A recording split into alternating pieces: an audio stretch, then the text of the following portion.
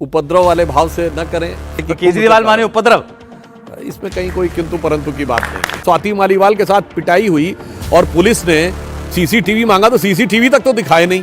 प्रधानमंत्री भारत सरकार के आवास को उसके मुख्यमंत्री से तुलना करना निहायत ही हास्यास्पद और षड्यंत्रकारी है।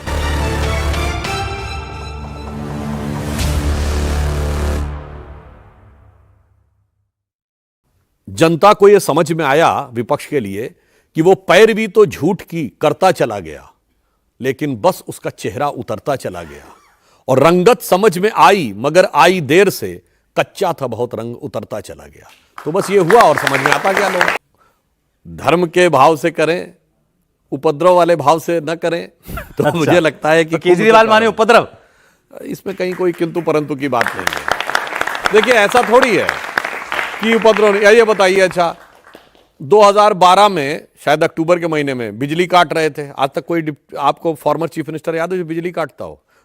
अब मई 2024 में उनकी महिला सांसद जो अपॉइंटमेंट लेने गई, उसके साथ कैसा बर्ताव कर रहे थे कि यदा यदा ही महिला सांसद अपॉइंटमेंट याचति तदरि केजरीवालस्य वचनद्वयम लात घूसा नाम कमर मध्य चटका नामक भंजनम। अब बताइए, इसीलिए क्या करें, इनका स्वभाव ही अराजक हो गया है।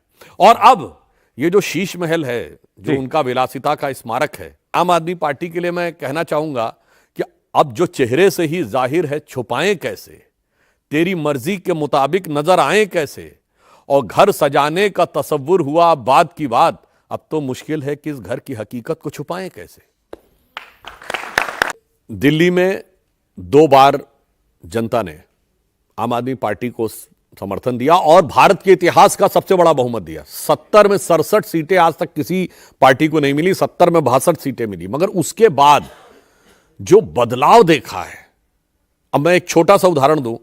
आज उनके शीश महल के बारे में जो बातें आ रही हैं, मतलब लिखित में बातें हैं, इसमें कोई बचाव की गुंजाइश नहीं है, कितने करोड़ों रुपए लगाए गए। और आपको एक और बात बताऊं, वो कहते हैं ना पढ़ा लिखा व्यक्ति होना चाहिए। पढ़े लिखे मुख्यमंत्री ने क्या बुद्धि लगाई है।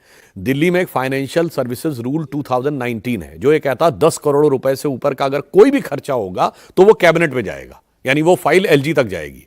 तो जानते हैं, शीश महल के अंदर जितने भी कायदे से अगर पूरा एक मकान का खर्चा होता तो एक ही साथ बिल पास होना चाहिए ना। आप अपना मकान बनवाते हैं तो एक ही बार में डिसाइड करते हैं ना, भाई कुल मिला के इतना खर्चा आएगा। उसमें क्या किया है, सब 9 करोड़, 9.5 करोड़, 9.25 करोड़, 9 करोड़ 34 लाख, 9 करोड़ 50 लाख, और एक बिल तो ऐसा है जो 9 करोड़ 99 लाख रुपए का है। तो आप सोचिए कि उन्होंने जो ये किया है।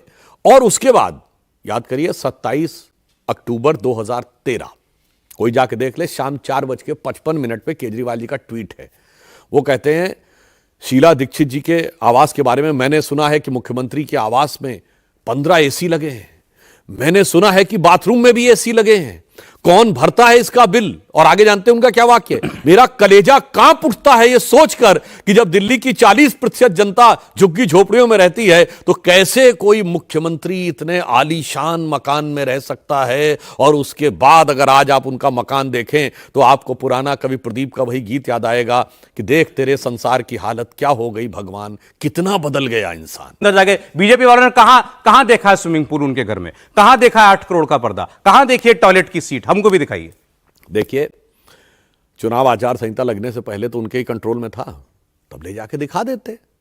अरे हकीकत तो यह है कि जब स्वाति मालीवाल के साथ पिटाई हुई और पुलिस ने सीसीटीवी मांगा तो सीसीटीवी तक तो दिखाए नहीं। अब कह रहे हैं साहब दिखाइए। अनबिल आपकी बात ठीक, केजरीवाल ने अपने प्लॉट में थोड़ी लगा दिया जाकर के, सरकारी मकान है, आज वो रह रहे, कल कोई और रहेगा। आतिशी रह रही थी ना अभी तक। अब यही हम बात कह रहे हैं, क्या वो मुख्यमंत्री का आधिकारिक निवास है? उसका आदेश दिखा दें। जैसे 7 लोक कल्याण मार्ग प्रधानमंत्री भारत का आधिकारिक निवास है, मोदी जी उसमें रह रहे हैं, उससे पहले डॉक्टर मनमोहन सिंह रह रहे थे, उससे पहले अटल जी रह रहे थे, उससे पहले गुजराल जी, देवगौड़ा जी, पीवी नरसिम्हा राव जी, चंद्रशेखर जी, वीपी सिंह जी, राजीव गांधी, जब से हम लोगों को बचपन से याद है तो सारे उसी में रह रहे थे। तो दिखा देना। तो अगर वो नहीं है तो, और दूसरा, अरे भैया ये तो ये कहते थे कि हम तो 3 कमरे के मकान में रहेंगे, हमें तो मकान चाहिए नहीं। और कहते नहीं थे, शपथ पत्र दिया था कि गाड़ी भी नहीं चाहिए, बंगला भी नहीं चाहिए, मकान भी नहीं चाहिए। और मैं एक और बात बताता हूं, वो सरासर शरारत कर रहे थे या झूठ बोल रहे थे। किसी मुख्यमंत्री का काम 2 कमरे के फ्लैट में नहीं चल सकता। ये भोली भाली जनता को बेवकूफ बनाने वाली बात आपका इतना काम होता है, आपको ऑफिस भी चाहिए, कॉन्फ्रेंस रूम भी चाहिए, सारी चीज चाहिए केवल जनता की भावनाओं का दोहन करने के लिए। यानी मैं ऑन द लाइटर नोट कहूं, जो आज 10 साल पहले कहते थे, वो पुराना गीत था ना चाहूं बंगला गाड़ी, ना चाहूं हीरा मोती, केवल जन लोकपाल केवल हमें दे, वो आज कह रहे हैं नजर लागी राजा तोरे बंगले पे।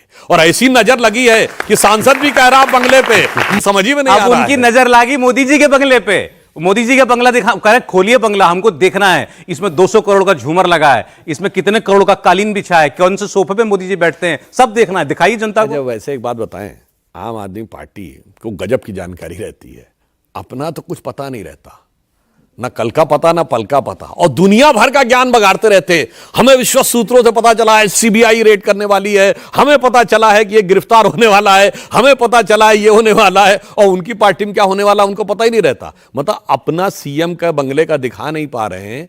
अच्छा, मोदी जी के यहां क्या लगा है उनको बताया किसने? और गंभीरता से कहूं, प्रधानमंत्री भारत सरकार के आवास को और एक राज्य जो कि पूर्ण राज्य भी नहीं है उसके मुख्यमंत्री से तुलना करना निहायत ही हास्यास्पद और षड्यंत्रकारी है। भारत दुनिया के सबसे शक्तिशाली 5-6 देशों में से एक है। आपको पता है, हम एकमात्र देश है जो न्यूक्लियर फ्लैश पॉइंट पे है, जहां दोनों तरफ चीन और पाकिस्तान दोनों के पास आणविक शक्ति है और दोनों से हमारे संबंध मधुर नहीं रहे, पूर्व में युद्ध हो चुका है। तो भारत सरकार के जो प्रधानमंत्री का घर होगा उसमें सुरक्षा के किस स्तर के उपाय चाहिए कि आप ये चाहिए कि सिर्फ ये नहीं कि कोई गोलीबारी से बचाव करना है, उसमें मिसाइल से भी बचाव करने की संभावनाओं का हर चीज बोली नहीं जा सकती। एयर अटैक का भी होता है, ड्रोन से अटैक के लिए सिस्टम भी होता है, बायोलॉजिकल अटैक हो जाए, केमिकल अटैक हो जाए, और अगर न्यूक्लियर अटैक हो जाए तो उसके बचाव की क्या व्यवस्था होनी चाहिए, वो व्यवस्था भी होती है। अब अगर कोई पढ़ा लिखा व्यक्ति जो कहे कि वो आईआईटी ग्रेजुएट है और आईआरएस है, वो ये तुलना करे, तो फिर या तो वो बचकानी बात कर रहा है या शातिरानी बात कर रहा है। और मेरे विचार से बचकाने तो वो हो नहीं सकते, वो शातिराने। हर चीज पे एक कैप होती है कि आप इतना पैसा लगाएंगे। आपने 6 बंगले अधिग्रहित किए, उसका कोई जस्टिफिकेशन दिया? इतने पेड़ काटे, आपने उसका क्लैरिफिकेशन लिया? बिल्कुल सही बात है, पर सरकार के खर्चे की भी लिमिट होती है। आप करोड़ों करोड़ों के, मतलब 1 करोड़ के आप केवल पर्दे ही पर्दे का बिल सबमिट करेंगे तो मन में संदेह उत्पन्न होता है। सरकार का पैसा लुटाने के लिए नहीं होता है। अरे भाई, पर्दे होते हैं, कुछ हजार के पर्दे ले लीजिए, अच्छे से अच्छे पर्दे मिल जाते हैं, इसमें कोई समस्या की बात नहीं है। अब हम टॉयलेट सीट की बात कह रहे हैं, उसमें कोई बात नहीं, 1 2 3 4 15 किस लिए? वो अब सुनने में आया है कि उनके वो जैसे सेंसर वाले पर्दे थे, कि आप जैसे होता ना कि आप कई बार एयरपोर्ट पे जाते ना तो आपको कुछ ना बटन दबाना पड़ता ना कुछ, आप यूं जाएंगे और अपने आप खुल जाएगा। ये था, ये क्या किसी के सरकारी आवास में है? मैंने मान लिया उनके किस मंत्री के सरकारी आवास में है, तो फिर तो आम आदमी नहीं खास आदमी हो गए ना।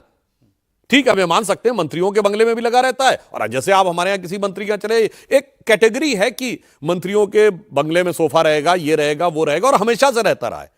परंतु जब आप इतना अधिक बनाते हैं, और खासकर वो पार्टी जो कहती है हमें कुछ, और खासकर तब जो 10 रुपए का रेनाल्ड का पेन अपनी ऐसी शर्ट पे ऊपर लगाते हैं जो दिखाने के लिए लगे कि वो हंडिया के अंदर से निकाली हुई है, और फिर अपने यहां करोड़ के पर्दे लगाते हैं, तो समझ में आ जाता है कि अंदर से कुछ और बाहर से कुछ और नजर आते हैं। बाखुदा शक्ल से आगे आप लोग खुद समझ पाते हैं।